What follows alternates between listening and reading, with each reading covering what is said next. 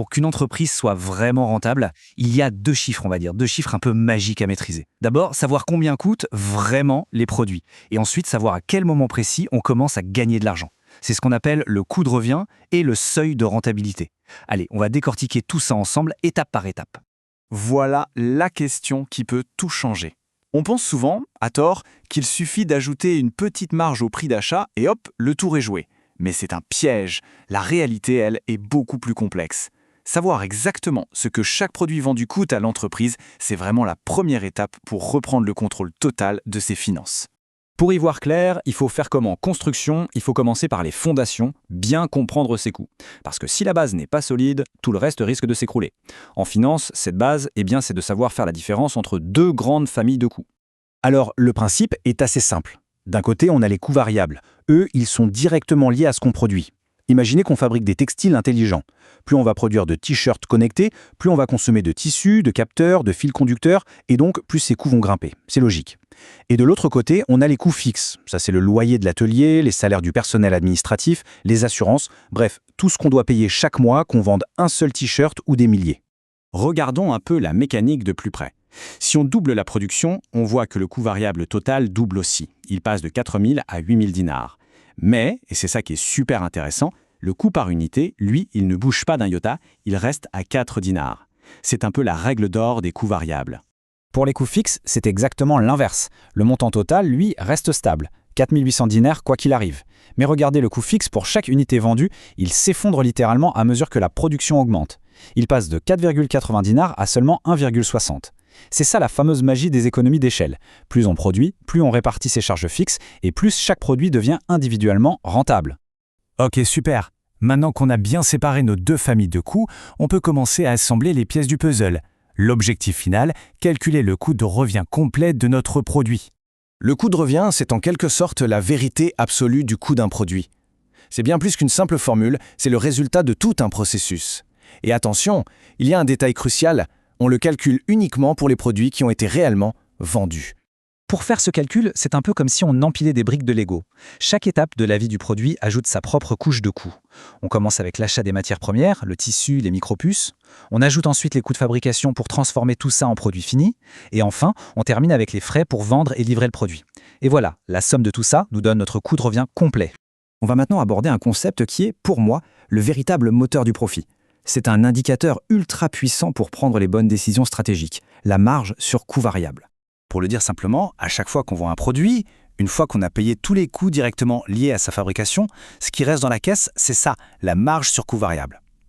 C'est avec cet argent qu'on va d'abord payer nos charges fixes, le loyer, les salaires, et c'est seulement ce qui restera après qui sera du pur bénéfice.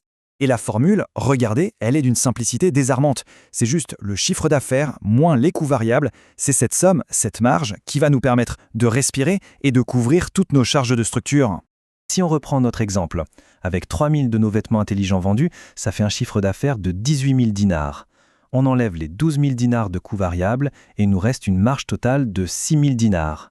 Autrement dit, chaque produit qu'on vend nous laisse 2 dinars pour nous aider à payer nos frais fixes. Parfait. On a maintenant toutes les cartes en main pour arriver au sommet de notre analyse. On va se servir de cette fameuse marge pour calculer l'objectif stratégique ultime de n'importe quelle entreprise, le seuil de rentabilité. Le seuil de rentabilité, c'est ce moment un peu magique où l'entreprise arrête de perdre de l'argent.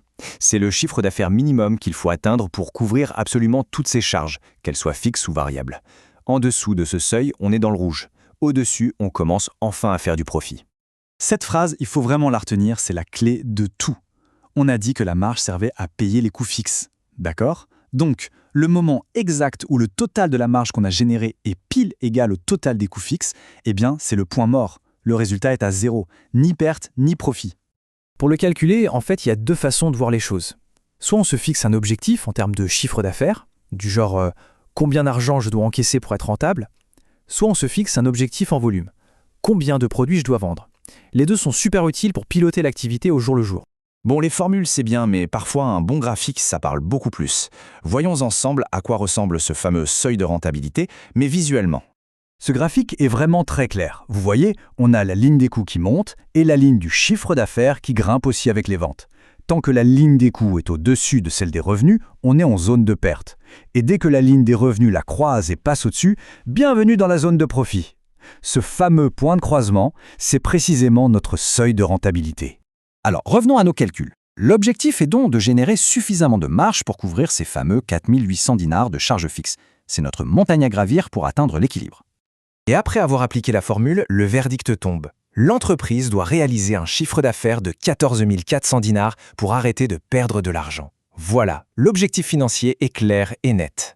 Et si on traduit ça en nombre de produits à vendre, ça nous donne 2400 unités.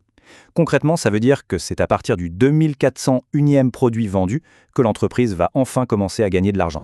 Pour résumer, le chemin vers la rentabilité, c'est finalement un parcours en 4 étapes assez logiques. 1. On sépare bien les coûts fixes des coûts variables. 2. On calcule le coût de revient complet d'un produit vendu. 3. On identifie ce que chaque vente nous rapporte vraiment, c'est la marge. Et 4. On utilise cette marge pour trouver le point de départ des bénéfices. Mais attention, connaître ce chiffre magique, ce n'est pas la fin de l'histoire. Au contraire, c'est là que le jeu commence vraiment. Alors, quelle sera la prochaine action? Essayer de baisser les coûts fixes? Augmenter un peu les prix de vente? Ou peut-être lancer une campagne marketing pour vendre plus? C'est à partir de là que la vraie stratégie d'entreprise démarre.